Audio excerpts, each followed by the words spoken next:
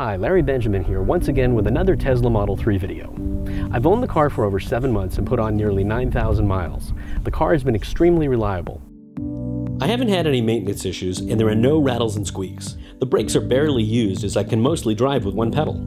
At this point, using the touchscreen is second nature, although I do wish the ventilation speed could be assigned to a thumb wheel control on the steering wheel, or perhaps have it voice activated. This Model 3 was one of the earlier releases, so it came with a firmer suspension. I opted to have it switched out for what is now released in all Model 3s. It's a little more refined than the original suspension. You definitely have road feel, but it's not a cream puff or a luxury sedan feel.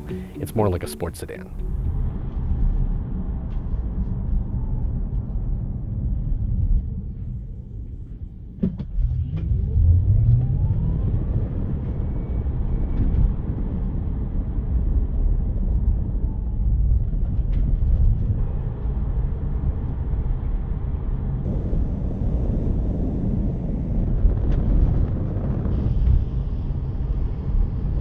The software update from June shows more cars surrounding us than previously, and with version 9, we'll see even more details such as pedestrians and motorcycles.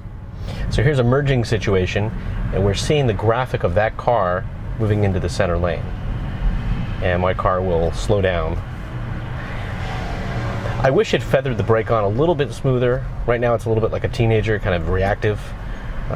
I can see a signal being turned on and peripherally know that, okay, the car is going to move into my lane. I feel like the car should be able to sense that and not wait until it's in the lane. A previous software update gave us thumb wheel control of the speed. We can go incrementally in 1 mile per hour additions, or if we flip the wheel, it goes in increments of 5 miles an hour, as you can see here. Pushing the rocker switch to the right or left increases or decreases the follow distance. The user profiles are easier to use. There's easy entry, so when you first get in the car after valet, it'll quickly move the car seat and steering wheel out of the way. Then you can go to your presets that you prefer. When you make adjustments, such as with the mirrors, it'll also bring up the user profile so that you can store those changes. Same thing with the steering wheel, you can store those changes very quickly. We talked about Autopilot, we talked about driver profiles, talk about the cards in just a minute, and then we'll use Auto High Beam. The cards are easier to use. You can swipe between tire pressure and your trip odometer. The windshield wiper card is temporary, so if we're selecting that, it'll go away in a few seconds. There's also a pull-down menu for the media. This allows you to select radio very quickly, or streaming, or tune in, or even your phone. The Auto High Beam feature turns on the lights when in a tunnel during the day by sensing darkness.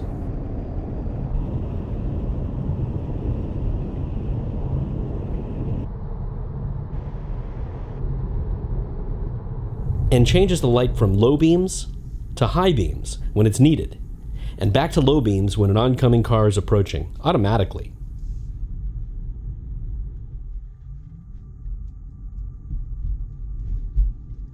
The summon feature allows you to have the car go in and out of tight spaces, such as a narrow driveway or parking lot, without you being in it, controlled from the Tesla app on your smartphone.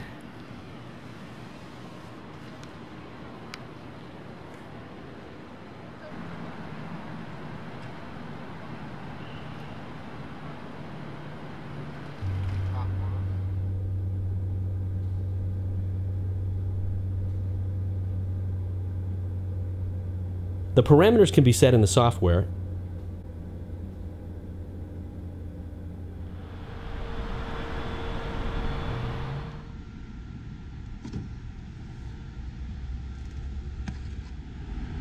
When charging at the supercharging station from a nearly empty battery, it takes about 70 minutes. The charge rate reaches over 450 miles per hour and kicks on the loud cooling fan, heard here.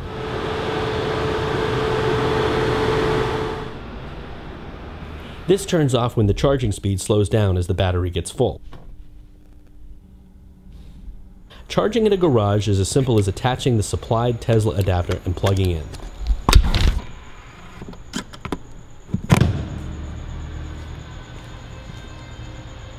The same procedure applies to the Volta chargers at grocery stores, but charges at a much slower rate than the supercharger and slightly slower than a 40 amp home charger, as they're usually about 30 amps.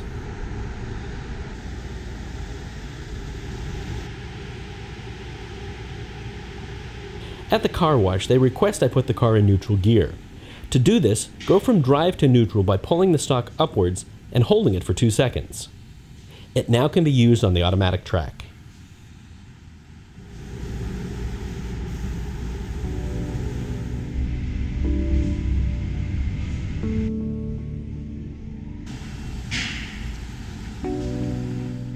Version 9 of the software, soon to be released, will move the navigation pane from the right side of the screen to the left side of the screen. Sometimes we'll get a warning on the screen. If we tap on the icon, it'll bring up a little prompt that says, "Tire pressure too low, check the tire pressure." So if we swipe on that pane, we can see, yes, it's down 3 pounds per square inch in the rear right tire. That's also indicated up here. So I'm going on a trip for 4 days, and currently I have a range of 168 miles. I want to see what vampire drain does to the battery when I come back.